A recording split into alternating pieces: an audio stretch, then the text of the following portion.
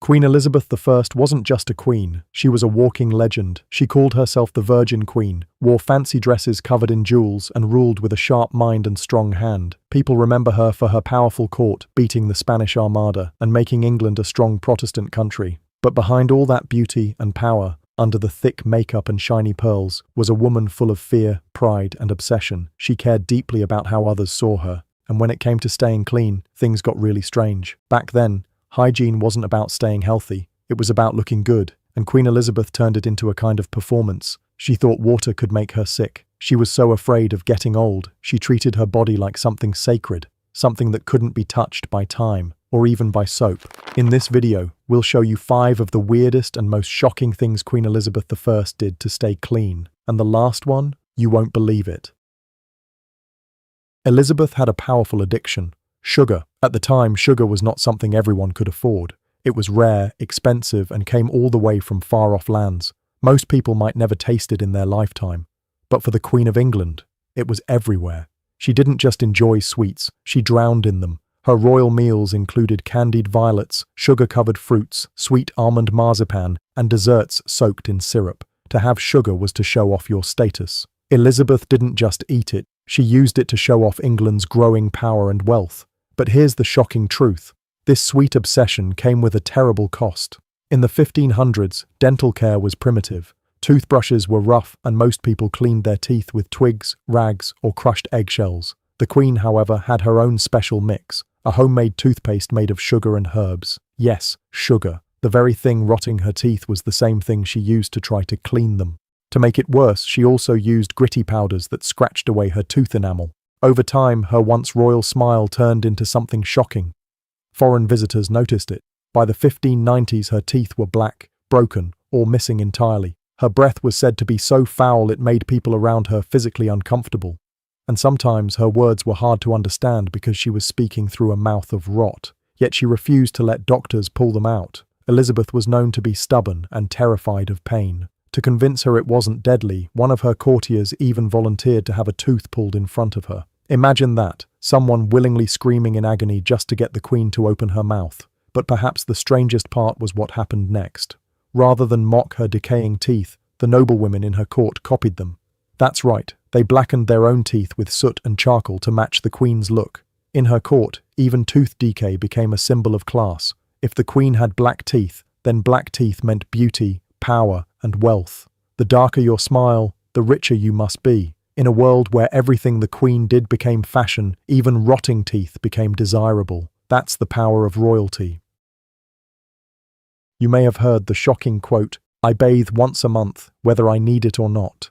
Some say Queen Elizabeth I really said it. Others say it's just a legend. But either way, it shows how people thought about cleanliness in the 1500s and how strange it was compared to today. Back then, water was seen as dangerous. People believed it could carry illness, weaken the body, and let in bad air, something they called miasma. This invisible poison was blamed for spreading deadly diseases like the plague. To many, taking a bath wasn't healthy. It was risky. So Queen Elizabeth avoided it. Instead of washing with soap and water, she had a different routine. She would change her linen underclothes, called shifts, sometimes several times a day. People believed that the soft fabric pulled sweat, dirt, and toxins out of the skin. No water needed, just fresh fabric. When she did freshen up, she used rose water, vinegar, or herbal mixes made by her royal apothecaries. These were gently dabbed onto her skin by handmaids. It was a slow, careful ritual, not for hygiene but for appearances. Her body was treated more like a sacred object than a human one. It had to stay perfect at all costs. Why not just take a real bath? Because that was no small task. Her palaces had no plumbing, no running water. If she wanted a bath, it meant dragging out a giant wooden tub, heating dozens of buckets of water, and calling in at least 3 servants to pour, stir, and prepare. It was like planning a royal ceremony. Bathing was a luxury, not a habit, and yet people called her clean. She wore hundreds of gowns made of fine silk and velvet. She smelled like flowers and spices. She kept perfumed gloves, scented handkerchiefs, and demanded her appearance be flawless from head to toe. But all of this created an illusion of cleanliness, not real sanitation. There was no scrubbing, no rinsing, no soap. Elizabeth didn't avoid bathing because she was dirty or lazy. She avoided it because too much reality could ruin her perfect image. Water could smudge her white makeup. It could soften the illusion. It could make her human. And in her mind, a queen was not supposed to be human. Queen Elizabeth's face is one of the most famous in history, white as porcelain, smooth like a statue, and cold as stone. But that wasn't her real skin. It was a mask, carefully painted every day, not for beauty, but for power. In her time, pale skin meant wealth, class, and even a sign from God. The whiter you were, the higher you stood. So the queen took it to the extreme. She didn't just wear makeup. She used it to build a myth, a perfect version of herself that could never grow old or weak. Her favorite product, Venetian ceruse, a deadly mix of white lead and vinegar. It created a flawless look, hiding every blemish, scar, and shadow, but underneath, it was eating her alive. This poison soaked into her skin, causing rashes, open sores, and long-term scarring. As her real face was slowly destroyed, she simply added more layers of makeup, thicker and thicker, until her appearance became a frozen mask. But it didn't stop there. For her lips, she used bright red colors made from mercury, one of the most toxic substances on Earth. The more she used it, the sicker she became.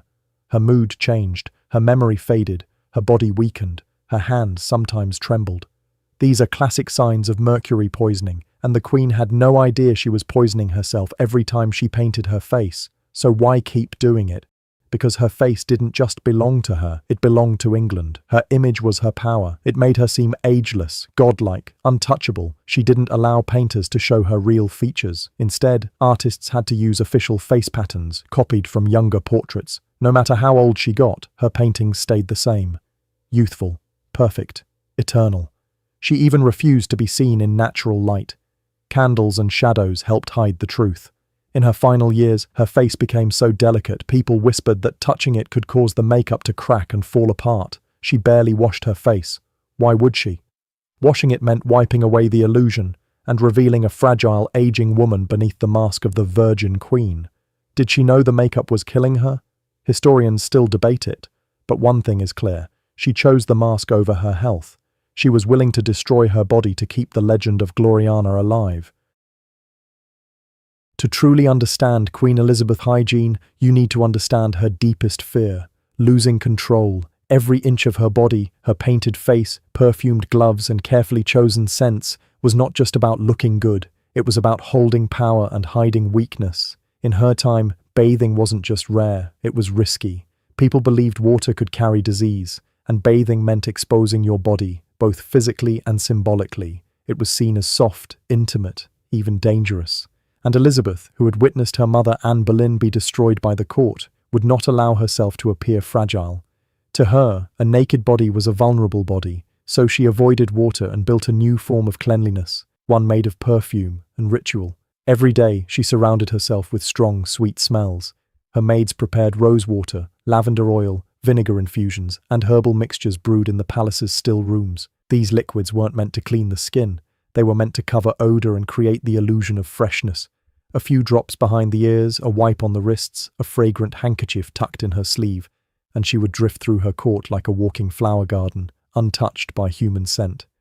She carried pomanders, small ornate balls filled with herbs and resins, hidden in her dress or worn on her belt. Whenever a foul odor crept too close, she would lift one to her nose and breathe in the controlled world she had built. These objects weren't just for comfort, they were a clear message. I am not like you. I do not stink like the rest of the world. Even her clothing was part of the performance. Her gloves were perfumed, her handkerchiefs soaked in oils, and her dresses layered and stiff, designed to hide her body and trap scent. She was known to give out scented gloves to her courtiers, a gift that didn't come from her skin, but from her image. And as for her hair, it was rarely washed. Washing it was seen as dangerous, especially for someone who wore so much makeup. Instead, her real hair was stiffened with sugar water and egg whites, then powdered. As she aged and began to lose hair, likely from years of lead and mercury poisoning, she switched to wigs, especially auburn ones, to keep up her image. But underneath all that powder and perfume, her body was falling apart. Years of toxic makeup had left her skin scarred, thin and blistered. Rumors spread of peeling skin, open sores, and a face too damaged to touch. And yet she kept painting it, thicker and thicker. She even banned mirrors from her private rooms. No one was allowed to see the truth, not even herself. It said she had a servant whose only job was to powder her shoulders in private, to make sure no one ever saw her real skin. Elizabeth had become a prisoner of her own illusion. Bathing wasn't just skipped because it was hard. It was skipped because it meant wiping away the mask. To wash the body was to admit it was aging, cracking, human. And Elizabeth had spent her whole life convincing the world she was more than human. In her final years, she carried a scented walking stick. When passing smelly courtiers, she would raise it to her nose, not just to block the odor, but to remind everyone, "I am the queen. I do not belong to your world." Her body was no longer just flesh and bone. It was the symbol of the crown. It had to stay perfect, even if it meant sacrificing the truth underneath. To Elizabeth, cleanliness was not about being healthy. It was about staying untouchable. From the outside, Queen Elizabeth I's palaces looked like heaven on earth. Massive stone walls, golden ceilings, velvet carpets, and halls filled with music and silk. But take one step past the royal image and you'd find something far less glamorous. There were no toilets, no sinks, no plumbing. That's right, behind all the beauty, the Queen lived in a world that smelled like a sewer. Her most private toilet was a fancy wooden chair called a close stool. It looked elegant on the outside, but under the cushion was just a ceramic pot for collecting waste. It had to be emptied by hand, cleaned, and perfumed multiple times a day. And it wasn't done by a servant. It was done by someone with royal power, the groom of the stool. Don't let the job title fool you. This man was no janitor. He was a trusted noble, chosen for loyalty and secrecy. He didn't just help the Queen use the toilet, he also helped her get dressed, manage private matters, and sometimes even shared secret political conversations. In the strange world of the Tudor court, being close to the Queen during her most personal moments meant being close to power. But the rest of the palace? Far more disgusting. There were no flushing toilets, just chamber pots, buckets or bowls for waste, used by everyone. These were dumped into cesspits hidden beneath floors or just outside palace walls. The job of cleaning all this waste fell to men called gong farmers or night soil men. They worked at night, carrying buckets of human waste through dark hallways and narrow stairs, trying not to spill as they emptied the filth into open trenches. The smell was awful, and it never really went away. To cover it up, the palace burned herbs like lavender, rosemary, and sweet marjoram. People sprinkled flowers on the floors and laid down straw or rushes, soaked in oils, to try to trap the odor. But these rushes weren't cleaned often. Dirt, hair, crumbs, and rot built up underneath, creating a hidden layer of filth.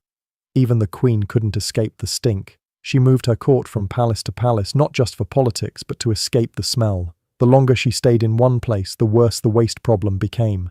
No amount of perfume could hide the truth forever. This was the true face of royal life, a world of gold and velvet on the outside but decay and disease underneath. A place where power sat beside filth, where the most powerful woman in England lived in constant battle with the smell of her own kingdom. Queen Elizabeth didn't rule by accident. She ruled with strategy, style, and smoke and mirrors. Her hygiene wasn't lazy, it was intentional. Every skipped bath, every drop of rose water, every powdered wig was part of a grand performance. In a world where a woman's strength could be torn apart in a single rumour, Elizabeth made herself into something untouchable, ageless, and beyond human. She knew the truth. To bathe was to risk the mask. Water could wash away her power. A bare face might invite judgment. A real, aging body could destroy the illusion she had spent decades perfecting. So instead, she powdered, she perfumed, she painted, she posed, and she became a legend. Elizabeth I may not have been clean by today's standards, but she was flawless by design. In her world, soap and water were not tools of health. They were threats to power. She didn't just survive, she mastered the art of being seen without being known. In the end, her true cleanliness was not on her skin, it was in her image, and for a queen, image was everything.